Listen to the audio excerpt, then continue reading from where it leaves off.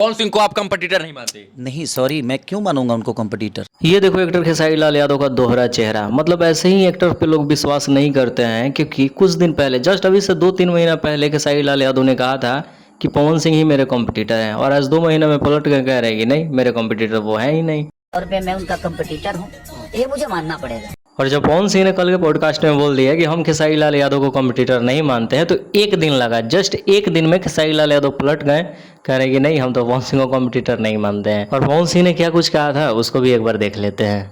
खेसारी को अपना कॉम्पिटिटर नहीं मानता। मतलब एक दिन में एक्टर खेसारी लाल यादव पलट गए, और ऊपर से कहते हैं कि पवन सिंह के पास गायकी के अलावा क्या है कि हम मानेंगे कॉम्पिटिटर। चलो एक सेकंड में खेसारी लाल यादव की इस बात को मान लेते हैं कि पवन सिंह के पास गायकी के अलावा कुछ नहीं है। तो सिर्फ गायकी की वजह से आपके बॉडी, एक्टिंग, सब चीज पे इकलौता भारी पड़ रहा है कि आपको समझ नहीं है कि इंटरव्यू में क्या बोलना है क्या नहीं बोलना है। सोचिए कि अगर सब चीज होता तो फिर एक सेकंड में पीस के इंडस्ट्री से आउट कर देता। क्यों मानेगा भाई आपको रोल मॉडल कोई, जब आपके खुद के बात का कोई वैल्यू नहीं है। 2 महीना पहले बोलते हैं पवन सिंह कॉम्पिटिटर है, और जब पवन सिंह लाइव आकर बोल देते हैं खेसारी लाल यादव को हम नहीं मानते हैं, तो अभी कल को इंटरव्यू देते हैं कहते हैं हम भी नहीं मानते हैं। वाह बेवकूफ़ों के रोल मॉडल। चलिए मिलते हैं नए वीडियो के साथ, शेयर कीजिए इस वीडियो को।